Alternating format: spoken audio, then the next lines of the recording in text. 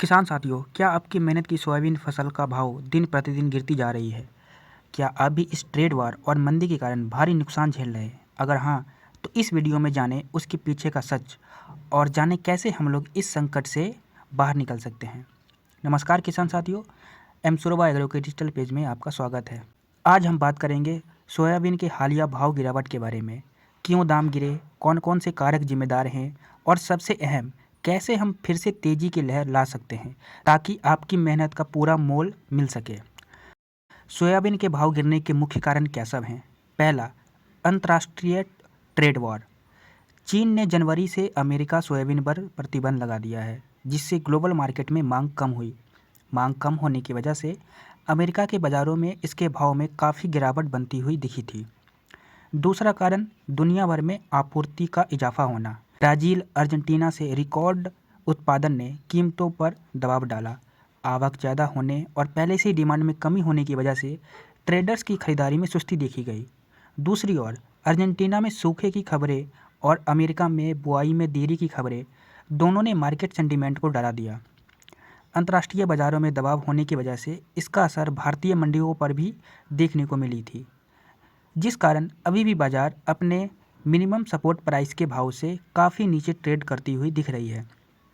भावों में इतनी ज़्यादा नरमी होने की वजह से सरकारी स्टॉक में इजाफा देखने को मिल रहा है, जिस कारण सरकारी गोडाउन में इसकी स्टॉकिंग बहुत ज़्यादा हो रही है।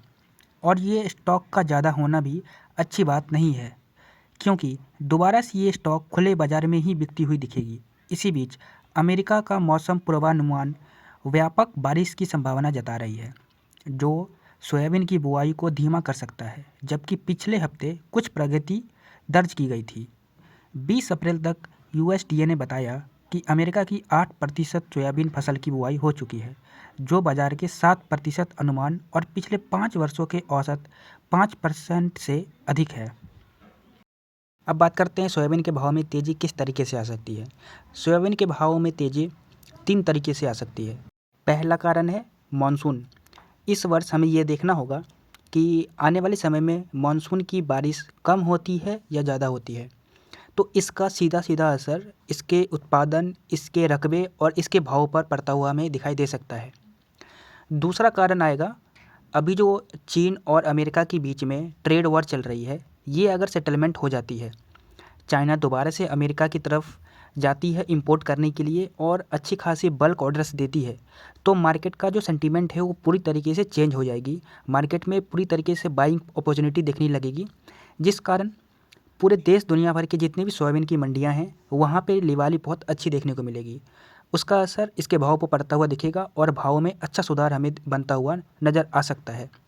तीसरा कारण रहेगा गवर्नमेंट का दखल देना। अगर गवर्नमेंट एमएसपी प्राइस पे ज़्यादा से ज़्यादा और ख़रीदारी करने की सोचती है और वो ख़रीदी गई सोयाबीन का निर्यात करने का सोचती है, तो जाके इसके बाज़ार में हमें अच्छा तेज़ी देखने को मिल सकता है। तो ये 3 कारण हैं जिनकी वजह से सोयाबीन के दामों में हमें अच्छी तेज़ी बनती हुई दिख सकती है। हाल फिलहाल की बात करें तो सोयाबीन के भाव में बहुत ज़्यादा गिरावट बनती हुई दिख रही है और फिलहाल इसका ट्रेंड पूरी तरीके से डाउन की तरफ ही जाती हुई दिखाई दे रही है। टेक्निकल चार्ट्स को देखें तो किसी दिन प्रॉफिट बुकिंग के कारण मार्केट में हल्की सी तेज़ी, हल्की सी उछाल बनती हुई दिखती है, पर वो कोई परमानेंट तेज़ी अभी बनती हुई हमें नज़र नहीं आ रही है। जब तक ये तीनों जो फैक्टर्स हमने बताया है, जो हमने अभी डिस्कस किया है, इसमें से किसी भी एक फैक्टर पे मार्केट अगर चलती हुई नहीं दिखती है, तब तक मार्केट में ऐसी मंदी बनती हुई नज़र आ सकती है। अगली वीडियो में हम लोग बात करेंगे कि सोयाबीन के दामों में इतनी गिरावट दिख रही है, फिर भी सोयाबीन के तेल में इतनी ज़्यादा तेज़ी कैसे बनती हुई नज़र आ रही है। सोयाबीन के दाम जहाँ दिन प्रतिदिन गिरती जा रही है, वहीं दूसरी ओर सोयाबीन के जो तेल होते हैं उसमें हम लोगों ने बहुत अच्छा उछाल देखा है। तो इन दोनों के बीच का क्या रिलेशन है, इसके बारे में अगली वीडियो में हम लोग डिस्कस करने वाले हैं। तो उसके लिए बने रहे हमारे साथ।